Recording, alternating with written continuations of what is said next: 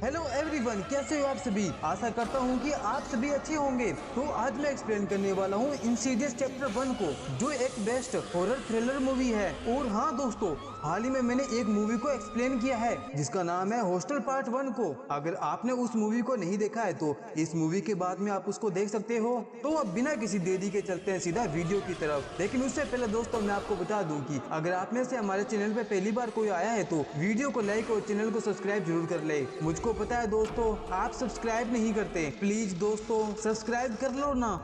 तो अब बिना किसी देरी के चलते हैं सीधा वीडियो की तरफ। तो फिल्म की कहानी की शुरुआत होती है एक लैम्बार्ट फैमिली को दिखाते हुए, जो एक न्यू घर में शिफ्ट हो रहे होते हैं, जहाँ पर हस्बैंड का नाम होता है जॉर्ज और उसकी वाइफ का नाम होती है राइने, और उनके 3 बच्चे होते हैं जिनमें 2 लड़के और 1 लड़की, डाल्टन और फोस्टर, और उनकी एक छोटी बहन। अब रात को डाल्टन सो रहा होता है, तभी उसको एटिक से आवाज आने लग जाती है, जिसके बाद में डाल्टन उस आवाज का पीछा करते हुए एटिक तक पहुंच जाता है। तभी एटिक का दरवाजा अपने आप ही खुल जाता है। डाल्टन यह देखकर घबराता नहीं है और वह सीढ़ियों की मदद से ऊपर चलने लग जाता है, जहाँ पर उसको किसी की परछाई दिखाई देती है, जिसको देखकर डाल्टन काफी घबरा जाता है और हड़बड़ी में नीचे उतरने लग जाता है। लेकिन उतरते वक्त उसका पैर सीढ़ियों से फिसल जाता है, जिसकी वजह से वह नीचे गिर जाता है और जिस कारण वह जोर जोर से चिल्लाने लग जाता है। डाल्टन की आवाज सुनकर उसके पेरेंट्स भाग कर आते हैं एटी के तरफ में और उसको उठाकर अपने बेडरूम में ले जाते हैं। लेकिन अब तक डाल्टन की तबीयत काफी बिगड़ चुकी थी, जिसके चलते डाल्टन को हॉस्पिटल में एडमिट करवाया जाता है, जहाँ पर डाल्टन के पेरेंट्स को पता चलता है कि दरअसल सीढ़ियों से नीचे गिरने की वजह से डाल्टन अब कोमा में चला गया है। यह सभी सुनने के बाद में डाल्टन के पेरेंट्स बहुत ही दुखी होते हैं। अब इसी तरह टाइम धीरे धीरे निकलता जाता है और हमको 3 महीने बाद का सीन दिखाया जाता है, जहाँ पर जोश डाल्टन को अपने घर पे लेके आ चुका था, लेकिन डाल्टन अभी भी कोमा में था। डाल्टन की मोम राइना तभी उसके पास रखे स्पीकर से अजीबोगरीब आवाज आने लग जाती है, जो उसकी छोटी बेटी के कमरे से कांटेक्ट था। जैसे ही राइना कमरे में पहुंचती है, वहाँ पर कोई भी नहीं था, उसकी बच्ची बस रो रही होती है। जिसके बाद में डाल्टन का छोटा भाई फोस्टर मोम से कहता है कि मोम मुझे कमरा चेंज करना है, क्योंकि उसके रूम के सामने उसका भाई का रूम है जो कि कोमा में है। जिस पर उसकी माँ पूछती है कि आखिर तुम क्यों अपना रूम चेंज करना चाहती हो। उसका भाई डाल्टन रात को चला करता है। यह बात सुनते ही डाल्टन की मोम इस बात को इग्नोर कर देती है, क्योंकि डाल्टन तो कोमा के अंदर था, वे कैसे चल सकता है। जब रात को फोस्टर सोने जा ही रहा होता है, लेकिन वे अपने भाई को देखकर उसको डर लगने लग जाता है, क्योंकि उसके रूम के सामने उसके भाई का रूम था, जिसको देखकर वे काफी ज्यादा डर जाता है। इसलिए फोस्टर अपने रूम का दरवाजा ही बंद कर लेता है और जिसके बाद में वे सो जाता है। अब जिसके बाद में कुछ टाइम बाद में फोस्टर को बाहर से किसी के चलने की आवाज सुनाई देती है। वहीं दूसरी तरफ राइने की छोटी बेटी की रोने की आवाज आने लग जाती है, जिस पर वो चेक करने के लिए जैसे ही कमरे में जाती है, हम देख पाते हैं कि वहाँ पर किसी अनजान आदमी की शैडो थी। तभी वहाँ पर जोश आ जाता है और वैसे ही जोश आता है, वहाँ पर वे शैडो गायब हो जाती है, जहाँ पर राइना अपने हस्बैंड को समझाती है कि यहाँ पर कोई ना कोई था, लेकिन वे उसकी बात को नहीं मानता। उसको लगता है कि उसकी वाइफ उसके साथ में मजाक कर रही है। तभी जोश नोटिस करता है कि इनके घर का दरवाजा अपने आप ही खुला हुआ है, लेकिन वे इस बात को इग्नोर कर देता है। हो सकता है कि शायद उसने रात को दरवाजा बंद करना भूल गया हो। अब एक दिन डाल्टन की मोम डाल्टन के कमरे की साफ सफाई कर रही होती है, तभी उसको बेड पर एक बहुत ही बड़ा पंजे का निशान दिखाई देता है, जो खून से लसा हुआ था, जिसको देखकर राइना बहुत ही डर जाती है। राइना उसी दिन अपने हस्बैंड से कहती है कि मुझको यहाँ पर नहीं रहना, और उसके साथ में जो भी घटना घटी वे सब कुछ बता देती है। लेकिन यहाँ पर जोश उसकी बातों पर यकीन नहीं करता। उसको लगता है कि उसके देर रात तक काम करने की वजह से राइना अकेली पड़ जाती होगी, और वैसे भी खाली दिमाग शैतान का घर होता है। खैर अब उसी रात राइना सोने की तैयारी कर ही रही होती है, तभी उसको बाहर से किसी की चलने की आवाज आती है, और वो आवाज धीरे धीरे करके उसके रूम की तरफ आ रही होती है। तभी वह शैडो उसके रूम में आ जाती है और उस पर हमला कर देती है, जिससे डर के बहुत ही जोर से चलाने लग जाती है, जिसको सुनकर जोश भी ऊपर आ जाता है। लेकिन तब तक वह शैडो वहाँ से जा चुकी थी। अब वो इस घर से जाने का फैसला करती है, क्योंकि इस घर में कोई ना कोई बुरी शक्तियाँ हैं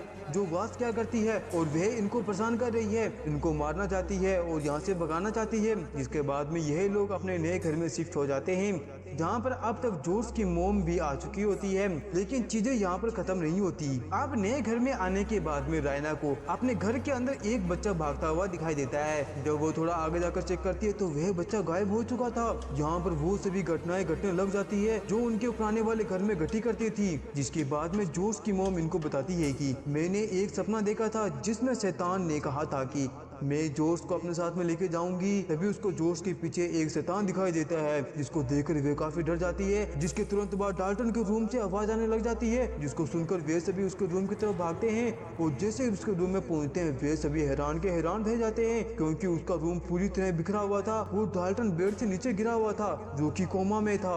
ये चीज देखकर ये सभी समझ आते हैं कि इस घर में जरूर कोई ना कोई शैतान जरूर है। जिसके चलते जोश की मोम एक सेमन को बुलाती है, जिसका नाम होती है एलिस। और इस घर में आते ही एलिस को यहाँ पर बुरी शक्तियों का एहसास होता है कि इस घर में बुरी शक्ति रहा करती है। डाल्टन के कमरे में जाकर छानबीन करती है, जहाँ पर उसको छत पर कुछ चीज दिखाई देती है। घर की छानबीन करने के बाद में एलिस इस घर वालों को बताती है कि डाल्टन कोमा की दुनिया में नहीं गया, बल्कि वह आत्माओं की दुनिया में फंस चुका है। और दोस्तों यहाँ पर हमें पता चलता है कि दरअसल डाल्टन के जन्म से ही उसके पास में यही पावर थी कि वे एक दुनिया से दूसरी दुनिया में आ जा सकता था। लेकिन इस बार वे ज्यादा ही दूर चला गया और जहाँ पर वे भटका है वहाँ पर मरे हुए लोगों की आत्माएं रहा करती है। और अब वे आत्माएं डाल्टन के शरीर से हमारी दुनिया में आना चाहती है।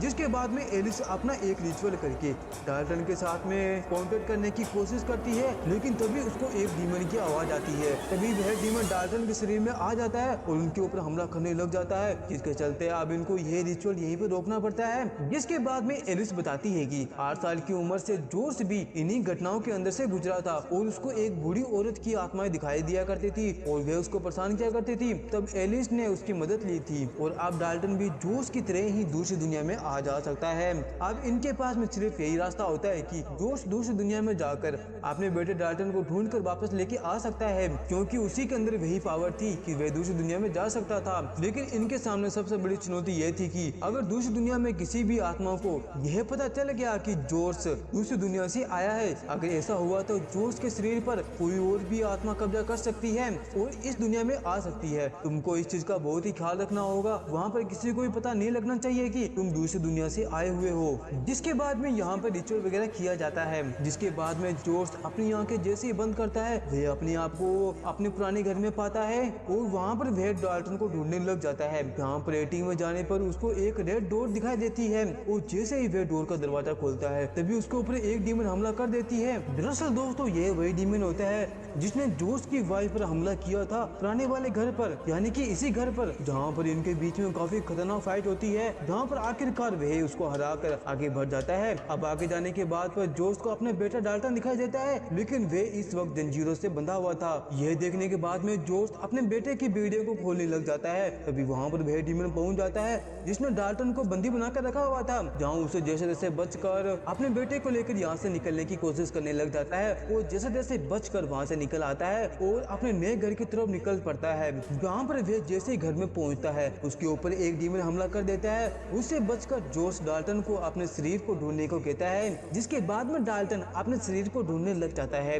वहीं जोश अपने शरीर को ढूंढ ही रहा होता है, तभी उसको मिरर में किसी ओल्ड लेडी की शैडो दिखाई देती है। दरअसल दोस्तों यही वही शैडो होती है जो जोश को बचपन में दिखाई दिया करती थी और उसको परेशान किया करती थी। लेकिन इस बार जोश इससे डरता नहीं और उसका सामना करने लग जाता है, जहाँ पर जोश जोर जोर से चलाकर कहता है कि मैं तुमसे नहीं डरता हूँ, उससे और उसके परिवार से दूर जाने को बोलती है। इसके बाद में वह लेडी वहाँ से गायब हो जाती है। वहीं डाल्टन और जोश अपने अपने शरीर में आ जाते हैं और सब कुछ पहले की तरह नॉर्मल हो जाता है। वहीं जब एलिस अपने सामान को पैक कर रही होती है, तभी उसको जोश का बिहेवियर कुछ अलग अलग दिखाई देता है, जिस पर उसको डाउट हो जाता है और उसकी फोटो क्लिक कर लेती है। और यही बात जोश को पसंद नहीं आती और वह उसका गला दबाकर जान से मार देता है। जिसके तुरंत बाद डाल्टन की मोम की एलिस की लाश मिलती है, जिसको देखकर वे काफी ज्यादा डर जाती है।